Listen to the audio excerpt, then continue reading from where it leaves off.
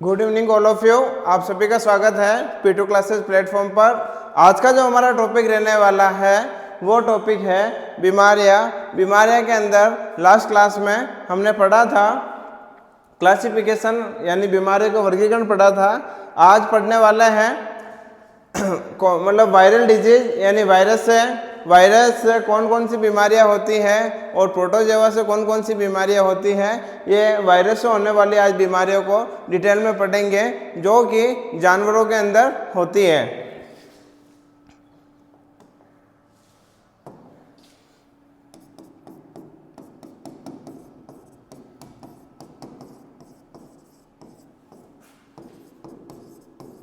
यानी वायरस से होने वाली बीमारियां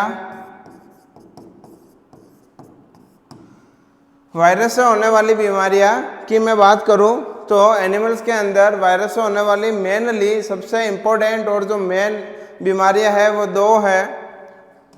पहली बीमारी का नाम है उसे बोला जाता है रिंडरपेस्ट। क्या बोला जाता है? रिंडरपेस्ट बोला जाता है। दूसरी जो बीमारी है उसे बोला जाता है एफएमडी। एफएमडी का मतलब हो गया foot and mouth disease. Foot and mouth disease हो गया। ये दो प्रकार की जो बीमारियां हैं वो जानवरों के अंदर मुख्य रूप से पाई जाती हैं और ये बीमारियां वायरस से होती हैं। नेक्स्ट हम दोनों बीमारियों को एक एक करके डीप के अंदर देखेंगे।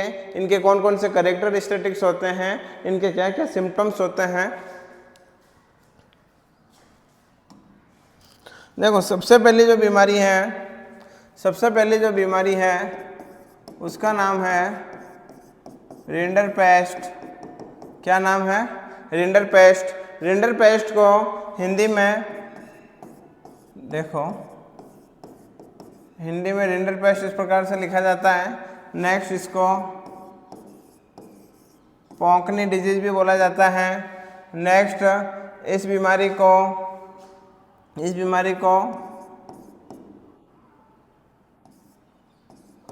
मन रोग बीमारी भी बोला जाता है। इस बीमारी को रिंडरपेस्ट, पॉकनी, मन रोग और मानमारी रोग भी बोला जाता है। पॉकनी बोला जाता है, रिंडरपेस्ट बोला जाता है। इस बीमारी को कैटल प्लेग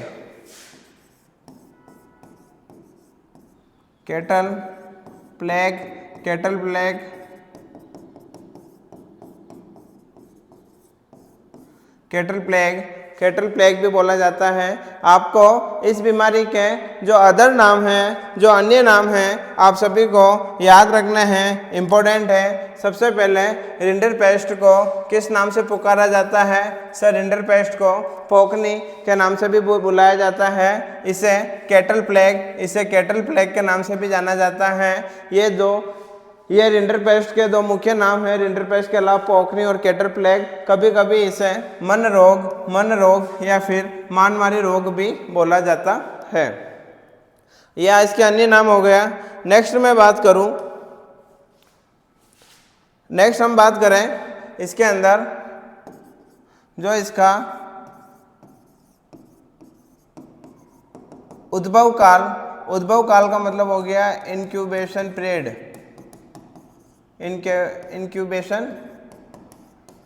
पीरियड। इसका मतलब होता है कोई भी जो बीमारी होती है वह कितने दिनों के अंदर हमें दिखाई देने लगती है या कितने दिनों के अंदर उस बीमारी के लक्षण हमें पता लगने लग जाते हैं, जिससे कि हम पहचान सकें ये बीमारी रिंडरपेस्ट है या नहीं है। देखो इंक्यूबेशन पीरियड इसका होता है 3 से 8 दिन। कितना होता है? 3 से 8 दिनों के अंदर बीमारियों के लक्षण हमें पता चल जाते हैं। नेक्स्ट हम बात करें इसके अंदर सबसे इम्पोर्टेंट मैं बात करूं तो सबसे इम्पोर्टेंट है इसका पैथोजन। क्या है? पैथोजन।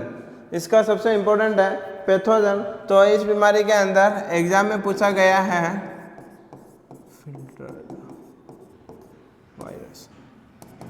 आप स्टार मार्किंग कर लेना इसके ऊपर, बहुत सारे एग्जामों में पूछा गया है। जो रिंडरपेस्ट है वो कौन से वायरस से होता है, रिंडरपेस्ट है कौन से वायरस से होता है, तो आपको लिखना है फिल्टर्ड वायरस। कौन सा लिखना है? Filtered virus. हिंदी में भी लिख दिया है, इंग्लिश में भी मैंने आपके लिख दिया है। सबसे इम्पोर्टेंट है कि पैथोजन यानी इसका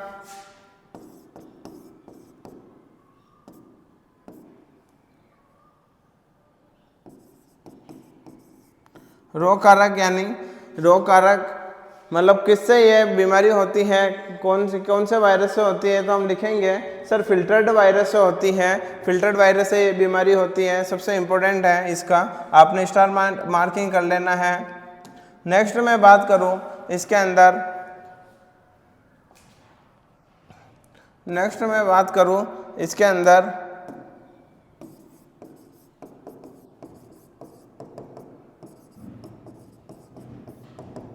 नेक्स्ट मैं बात करूं सिम्टम्स की। सिम्टम्स जिसे लक्षण बोला जाता है, इसके अंदर कौन कौन से लक्षण होते हैं जिसे हम पहचान सकते हैं कि ये बीमारी रिंडरपेस्ट है। सबसे पहला इम्पोर्टेंट लक्षण है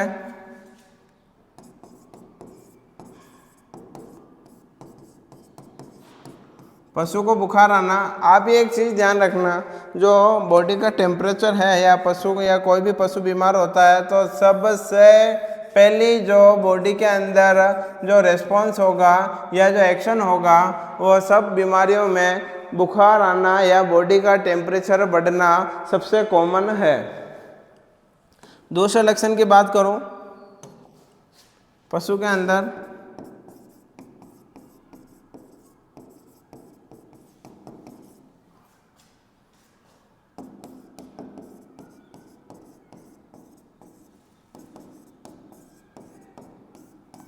देखो सबसे इम्पोर्टेंट, दूसरी मैं बात करूं तो इसके अंदर ब्लडी म्यूकोइड डायरिया।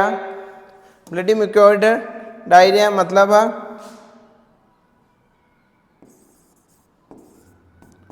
इसमें खूनी दस्त, इसके अंदर खून मतलब दस्तों के मतलब दस्त, पशु को दस्त लगने के साथ उसके साथ साथ खून आता है। फिर म्यूकोइड का मीनिंग है गोबर के साथ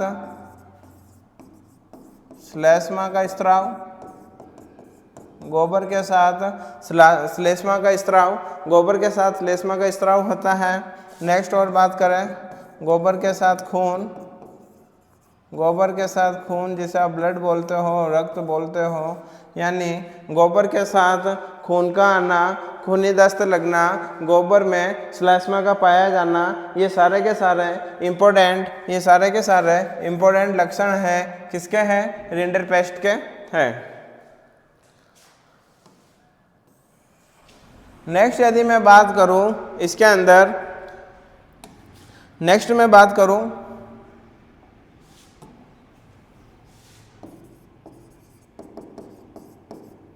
यानी प्रभावित अंगों की हम बात करें कि सर इस बीमारी के अंदर कौन कौन से अंग प्रभावित होंगे, तो इस बीमारी के अंदर पशु की एलिमेंट्री कैनाल, जिसे आप आहार नाल भी हिंदी में बोलते हो, जिसे आहार नाल हिंदी में बोला जाता है, एलिमेंट्री कैनाल, स्टोमक,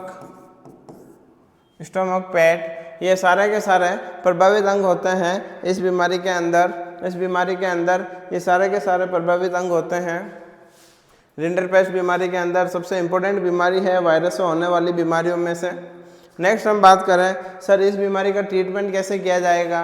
बीमारी के लक्षण बता दिए, प्रभावित अंग आपने बता दिए सर, उसके बाद में इसका वायरस बता दिया। इसके अंदर इसके अंदर सर ट्रीटमेंट कैसा होगा, एक पॉइंट आप याद रख लेना, ये जो मोस्टली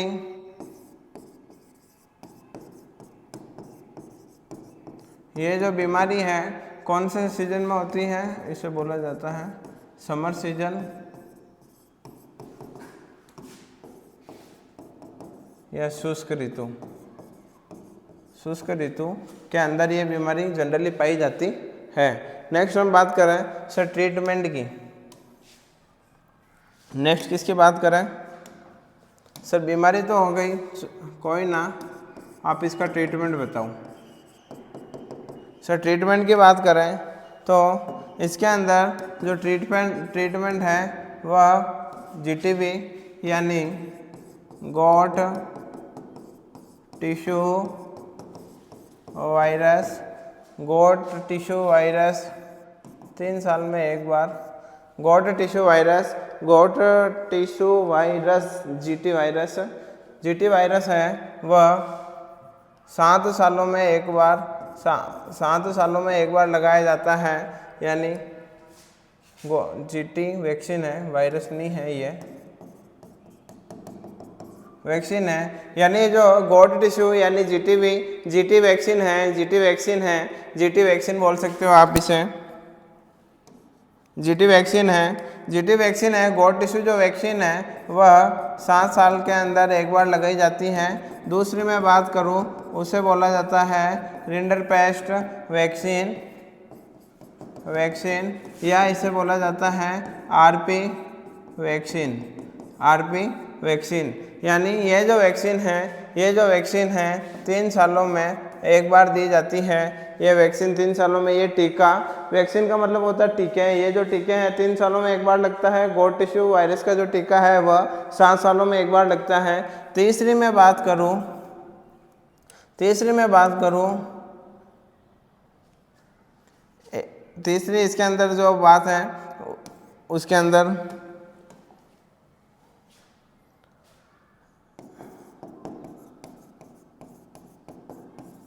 रिंडरपेस्ट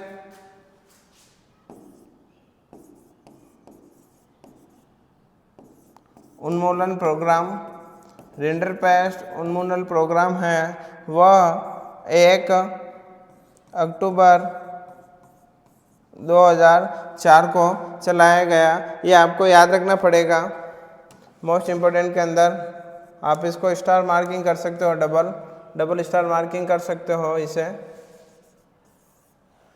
क्या ये जो रिंडरपेस्ट उन्मूलन प्रोग्राम है यानी ख़त्म करने के लिए सरकार के द्वारा 1 अक्टूबर 2000 को ये प्रोग्राम चलाया गया और ये जो प्रोग्राम है 2011 में ख़त्म कर दिया गया। रिंडरपेस्ट पशु प्लेग है, सारा का सारा पशु प्लेग है वो भारत में ख़त्म हो गया था। नेक्स्ट जो दूसरी बीमारी बताई है मैंने, जो दूसरी बीमारी है वायरस से, पहली बीमारी रिंडरपेस्ट हो गई, दूसरी जो बीमारी है सेकंड की मैं बात करूं उसे बोला जाता है एफएमडी। क्या बोला जाता है? एफएमडी का मतलब हो गया foot and mouth disease, short में बोला जाता है FMD. Foot and mouth disease भी बोला जाता है। इसके अन्य नाम हैं, आप याद रखना। सबसे पहला नाम है खुरपका, सेकंड नाम है मुंह पका। इसके इम्पोर्टेंट 2 और नाम हैं जिसे हम पहचान सकते हैं इससे। एफएमडी यानी ये FMD foot and mouth disease है, इसका अन्य नाम है खुरपका और मुंह पका बीमारी। इसके अंदर सबसे इम्पोर्टेंट पॉइंट है इसका पैथोजन यानी रोगवाहक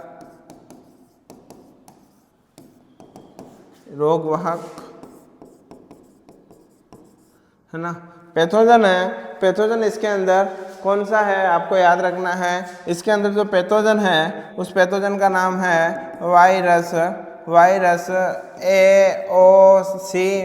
एओसी लिख सकते हो आप। यानी इसमें कैसे लिखा जाएगा? वायरस ओ वायरस सी। और इसके अंदर और एक चीज लिख सकते हो आप, virus set first, set second, set third. यदि ये कोई भी ऑप्शन आपके क्वेश्चन में हो तो ये सारे के सारे ऑप्शन सही माने जाएंगे।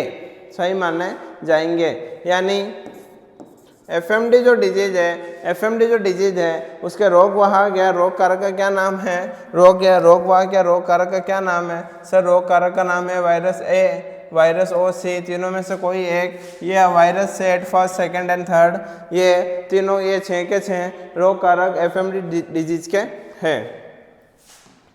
नेक्स्ट हम बात करते हैं इसी के अंदर, देखो फर्स्ट बार कलर ले रहे हैं ये अजीब सा। नेक्स्ट हम बात करते हैं इसका इंक्यूबेशन, यानी इसका उद्भव काल है 2 से 10 दिन। यानी इस बीमारी का उद्भव काल उद्भव काल का मतलब होता है बीमारी के लक्षण कितने दिनों के अंदर प्रकट हो जाते हैं या स्पष्ट हो जाते हैं, तो वह है 2 से 10 दिन। आप इसके ऊपर स्टार मार्किंग लगा लेना। ये जनरली क्वेश्चंस पूछे जाते हैं। इंक्यूबेशन पीरियड यानी उद्भव काल बताइए, तो 2 से 10 दिन है। और पहले वाली बीमारी का जो इंक्यूबेशन पीरियड था वह 3 से 8 दिन का था। नेक्स्ट हम बात करते हैं इसी के अंदर एफएमडी के अंदर जो इसके सिम्टम्स होते हैं,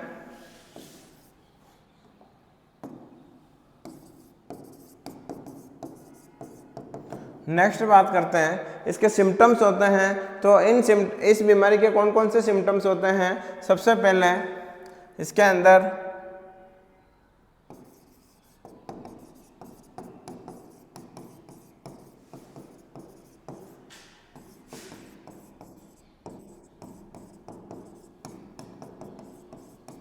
यानी इस बीमारी के अंदर सबसे पहला जो सिम्टम्स है, इस बीमारी के अंदर जो पहला सिम्टम है उसमें मुंह में से खून आने लगता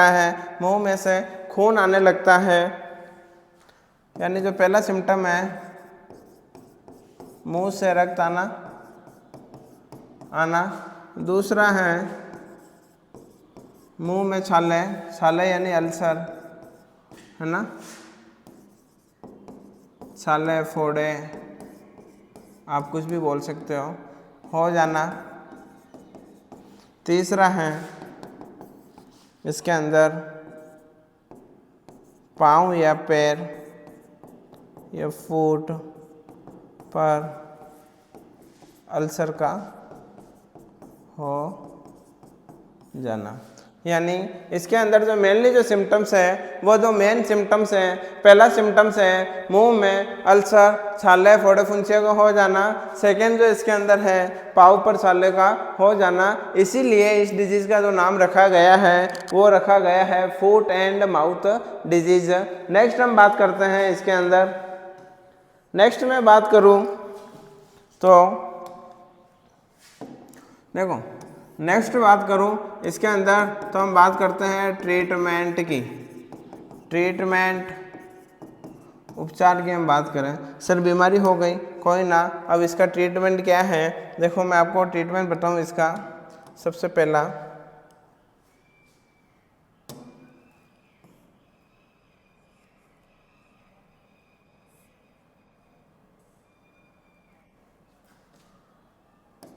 चलो इसका जो ट्रीटमेंट है वो ट्रीटमेंट है, सबसे जो पहला ट्रीटमेंट है आप माउथ है जो मुंह है, मुंह पर पोटास का 1% सॉल्यूशन। यानी इसके अंदर जो मुंह है, जानवर का मुंह है, वहाँ पर आप पोटास का 1% सॉल्यूशन छालों को धोने के लिए या अल्सर को धोने के लिए काम में लेते हैं। 1% सॉल्यूशन ऑफ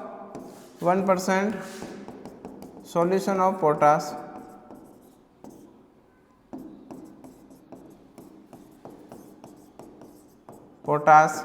ठीक है, नेक्स्ट मैं बात करूं इसके अंदर, तो इसके अंदर जो मुंह तो पोटास से धो लिया, उसके बाद में जो पाँव है, पाँव के जो छाले हैं उसे KMNO4 का 1% सॉल्यूशन, यानी KMnO4 का 1% सॉल्यूशन इसके अंदर पाँव के छालों को धोने के लिए काम में आता है, मुंह के छालों को धोने के लिए पोटास का सॉल्यूशन काम आता है। ये दोनों के दोनों एग्जाम में पूछे जाने लायक क्वेश्चन है। KMnO4 किस में काम आता है और पोटास किसके अंदर काम में आता है, आप इनको थोड़ा ध्यान से पढ़िएगा।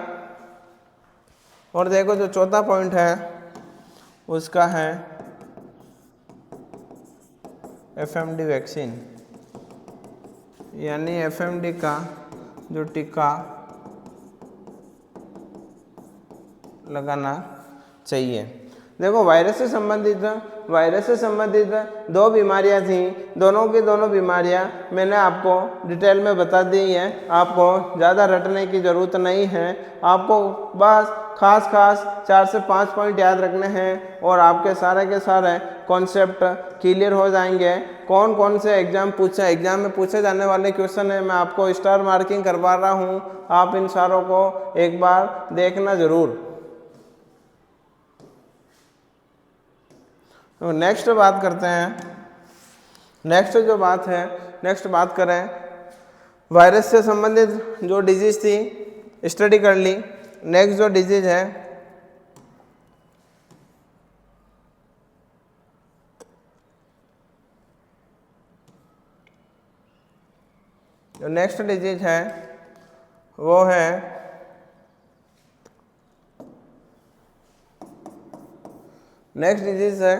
वो है प्रोटोजोआ से।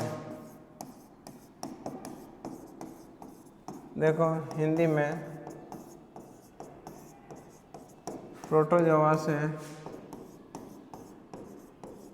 फैलने वाले रोग।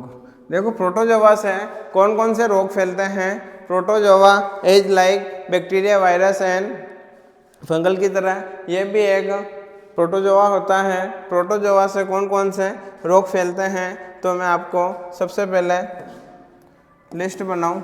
सबसे पहले है उसे टिक फीवर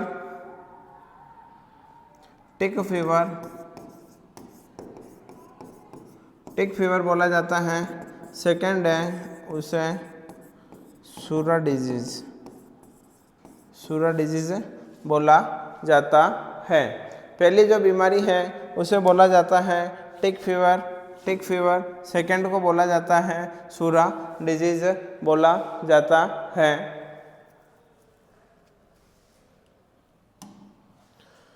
नेक्स्ट हम बात करें इसमें सबसे पहली बीमारी का, उसे बोलते हैं टिक फीवर, FEVER। टिक फीवर को और कौन से अन्य नाम से जाना जाता है, टिक फीवर को और कौन से अन्य नाम से जाना जाता है तो आप उसमें रेड वाटर रोग बोल सकते हो, रक्त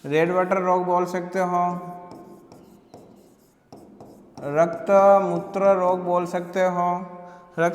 रोग बोल सकते हो, पायरोप्लाज्मोसिस,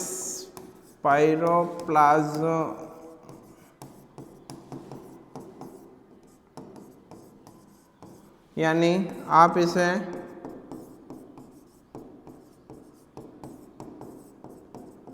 पायरोप्लाज्मोसिस रोग भी बोल सकते हो। आप इस बीमारी को टेक्सास फीवर भी बोल सकते हो। इस बीमारी को आप इतने नाम से जान सकते हो, रेड वाटर रोग बोल सकते हो, रक्तमूत्र रोग बोल सकते हो। इस बीमारी को पायरोप्लाज्मोसिस बोला जा सकता है और इसी बीमारी का दूसरा नाम है उसे बोलते हैं टेक्सास फीवर। ये जो बीमारी है किससे होती है? इस बीमारी का पैथोजन आप याद रखना।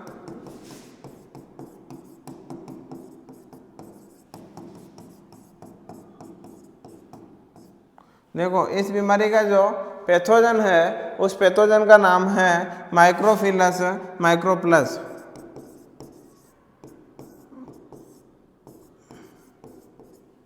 माइक्रोफिलस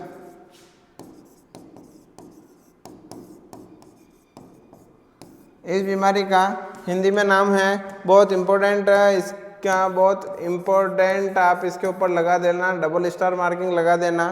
टिक फीवर है, टिक फीवर है वो किससे फैलती है? तो सर माइक्रोफिलस माइक्रोप्लस नामक जो प्रोटोजोआ है उसी से ये बीमारी फैलती है। जनरली आपको पूछ ले टिक फीवर किससे फैला जाता है, तो जनरली आप पूछोगे तो आप उसमें ऑप्शन करके आओगे प्रोटोजोआ। यदि प्रोटोजोआ का नाम पूछ ले तो नाम के अंदर आप लिख के आओगे माइक्रोफिलस माइक्रोफिलस माइक्रोप्लस। नेक्स्ट हम बात करते हैं, नेक्स्ट मैं बात करूं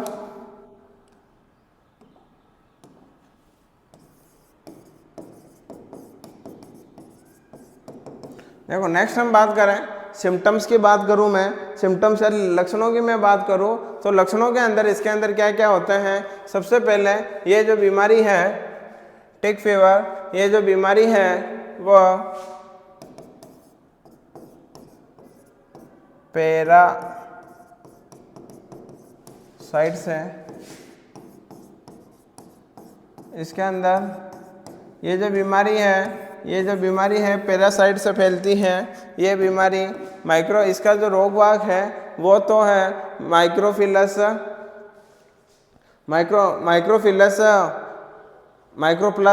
और ये जो बीमारी है पैरासाइट से फैलती है। ये बीमारी पैरासाइट से फैलती है। इस बीमारी के अंदर पशु के अंदर खून की कमी हो जाती है। इस बीमारी के अंदर पशु के अंदर खून की कमी हो जाती है। इस बीमारी के अंदर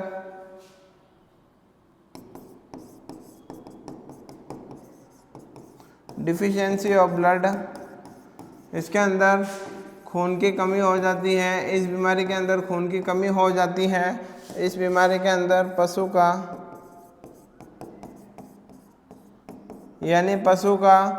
वजन घटने लगता है, पशु का उत्पादन घटने लगता है, पशु सिक एंड वीक हो जाता है।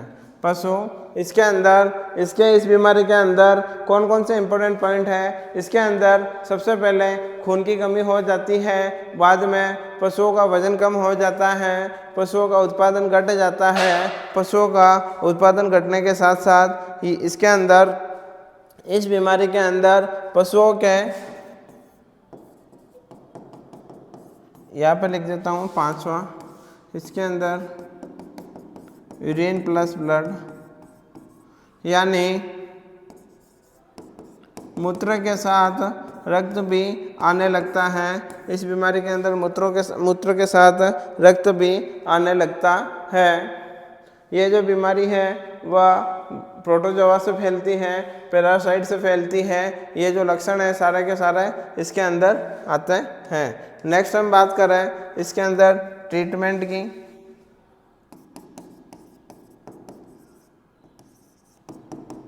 तो ट्रीटमेंट है ब्यूटॉक्स इंजेक्शन,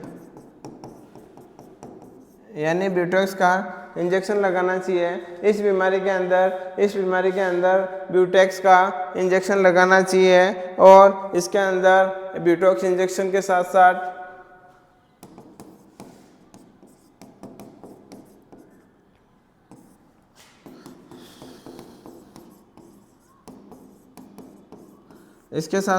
ट्राइफेन ब्लू नामक इंजेक्शन आता है, वो इंजेक्शन भी इसके अंदर लगाना चाहिए।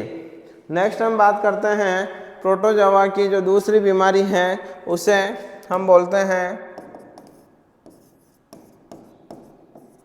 सूरा। क्या बोला जाता है? सूरा। सूरा वो नहीं है जो मारवाड़ी के अंदर बोलते हैं तो सूरा है। सूरा का मतलब है बीमारी है यहाँ पे, ठीक है। वो जो बहादुर होते हैं वो सूरा अलग होते हैं मारवाड़ी के अंदर। ये जो सूरा है वह एक बीमारी का नाम है। देखो, इस बीमारी का निक नेम बोल सकते हो आप। क्या बोल सकते हो? निक नेम या अन्य नाम, ठीक है। इस बीमारी को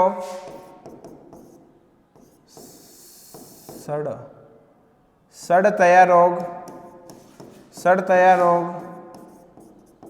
तीव्रसा रोग, सड़तया रोग। इस बीमारी का अन्य नाम क्या क्या है? इस बीमारी का अन्य नाम है सड़तया रोग और तीव्रसा रोग इस बीमारी का अन्य नाम है। तीव्रसा क्यों बोला जाता है? तीव्रसा क्यों बोला जाता है? यह बीमारी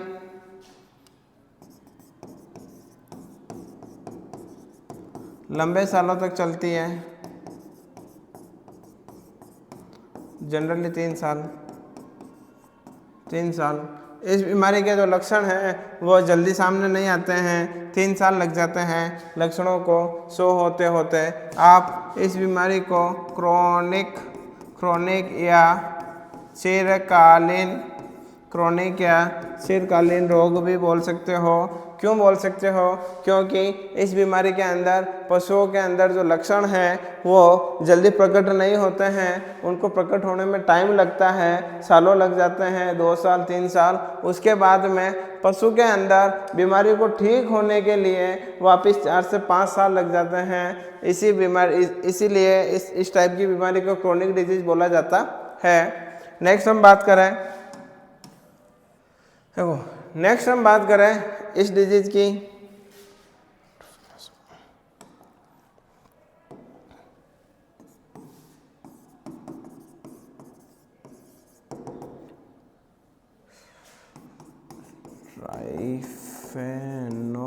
ट्राइफेनोसोमा यूएनसाई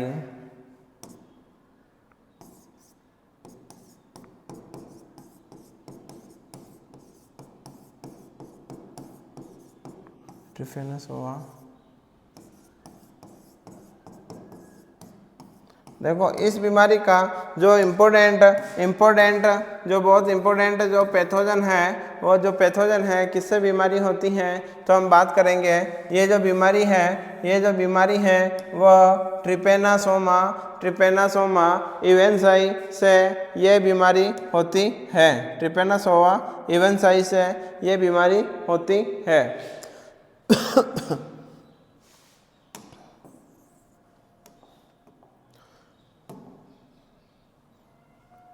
इस बीमारी के जो लक्षण हैं, सिम्टम्स की मैं बात करूं, इस बीमारी के लक्षणों की यदि मैं बात करूं तो इस बीमारी के अंदर ऊंट के बाल झड़ने लगते हैं, ऊँट के जगह जगह बॉडी के ऊपर पैचेज बन जाएंगे, जहाँ पर स्किन होगी पर स्किन के ऊपर बाल नहीं होंगे, जगह जगह पैचेज बन जाते हैं। इसी बीमारी के अंदर ऊँट के बाल झड़ने लग जाते हैं। ऊँट के अंदर वीकनेस यानी ऊँट के अंदर कमजोरी आ जाती है, वीकनेस आ जाती है।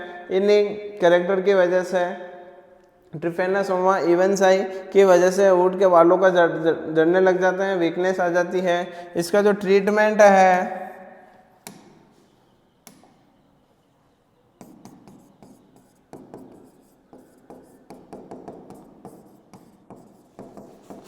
यूएनसाई वैक्सीन आती है,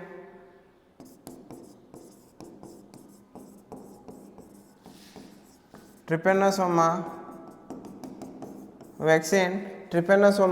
वैक्सीन आती हैं। वो वैक्सीन लगाने से ये बीमारी बहुत कम ऊँटों के अंदर पाई जाती है। ये जो 2 प्रकार की बीमारी थी, पहली जो बीमारी थी वायरस के द्वारा होने वाली, उसके अंदर 2 बीमारियां पड़ी थी। अब जो ये पीछे वाली जो बीमारी है वो प्रोटोजोआ से होने वाली बीमारी थी, इसके अंदर भी 2 बीमारियां पड़ी थी। नेक्स्ट हम जो बीमारी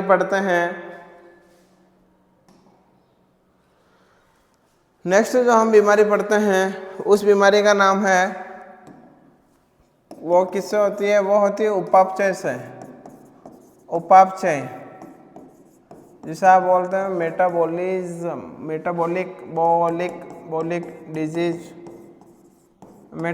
डिजीज। आप इंग्लिश में बोलते हो मेटाबॉलिक डिजीज, हिंदी में बोला जाता है उपापचय रोग बोला जाता है मेटाबॉलिक डिजीज, उपापचय रोग। इसके अंदर कौन सी बीमारी आती है? इसके अंदर जो बीमारी आती है उसे बोला जाता है मिल्क फीवर।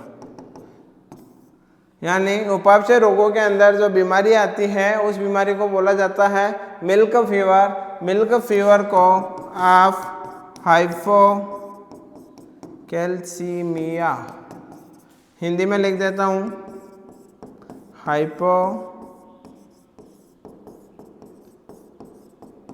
हाइपोकैल्सीमिया भी बोलते हैं, हाइपोकैल्सीमिया भी बोला जाता है इस बीमारी के अंदर। इस बीमारी को मिल्क फीवर, इस बीमारी को मिल्क फीवर, हाइपोकैल्सीमिया, इस बीमारी को मिल्क फीवर, हाइपोकैल्सीमिया भी बोला जाता है। और ये जो बीमारी है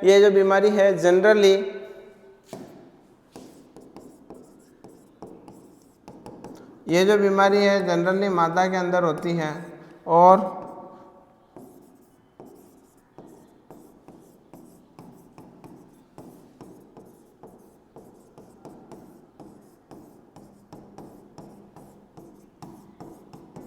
ये जो बीमारी है जनरली दूध देने वाले पशुओं में ज़्यादा होती है। और आप सभी को पता है दूध मोस्ट ऑफ कंडीशन में फीमेल्स ही देती है, दूध मोस्ट ऑफ कंडीशन में मादाएं ही देती है।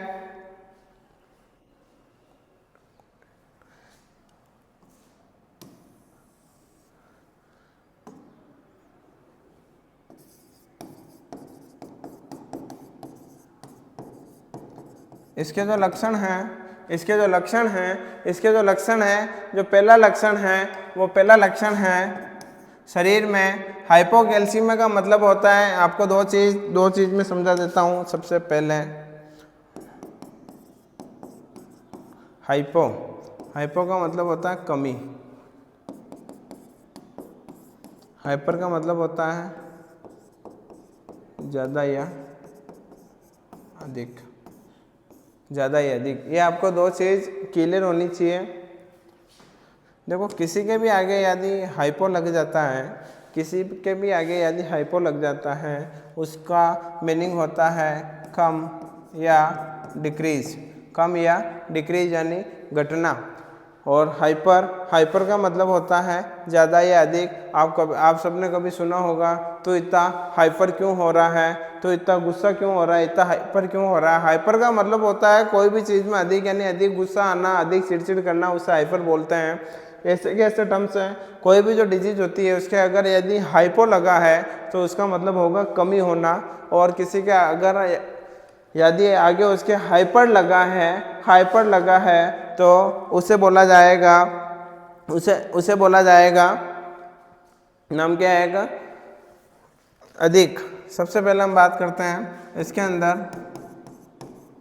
ब्लड में कैल्शियम की जो मात्रा होती है, कैल्शियम की जो मात्रा है वह कम हो जाती है। इसके अंदर ब्लड में कैल्शियम की जो मात्रा है कम हो जाती है, वीकनेस आ जाती है,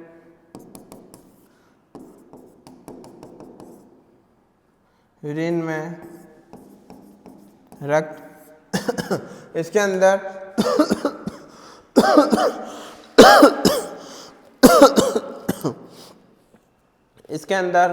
ब्लड में कैल्शियम की कमी हो जाती है। कैल्शियम की कमी की वजह से बॉडी का जो मोमेंट है यानी बॉडी का मोमेंट है वो कम हो जाता है। शरीर में अकड़न आ जाती है, शरीर में अकड़न आ जाती है। और इसका जो ब्लड, इसके अंदर जो मिल्क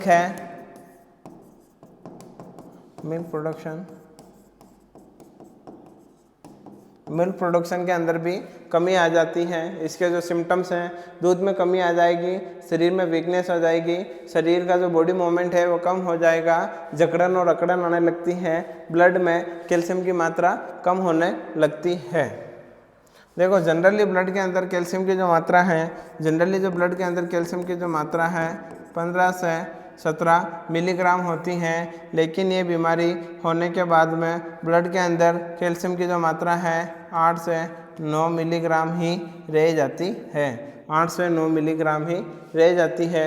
इसी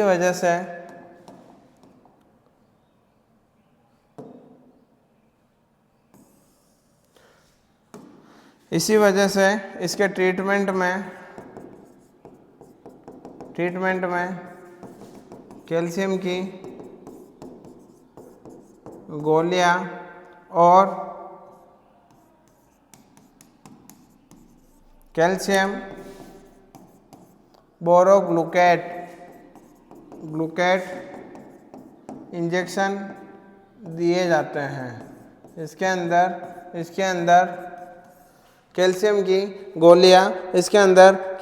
गोलियां तथा कैल्शियम बोरोग्लूकेट नामक इंजेक्शन दिया जाता है। मिल्क फीवर जो बीमारी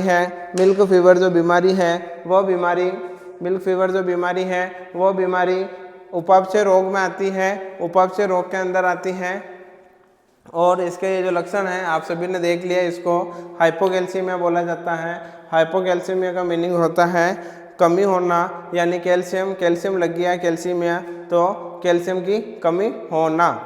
3 प्रकार के रोग पड़े थे। सबसे पहला जो रोग पड़ा था वायरस की वजह से, दूसरा पड़ा है प्रोटोजोआ की वजह से, तीसरे प्रकार का जो रोग पड़ा है उपापचय की वजह से, उसके अंदर मिल्क फीवर पड़ा है। ऐसे ही आप सभी का साथ बना रहे, आप सभी कंटिन्यू देखते रहे। नेक्स्ट क्लास में हम बैक्टीरिया से होने वाली बीमारियों को देखेंगे और आज की क्लास यहीं पे ख़त्म होती है।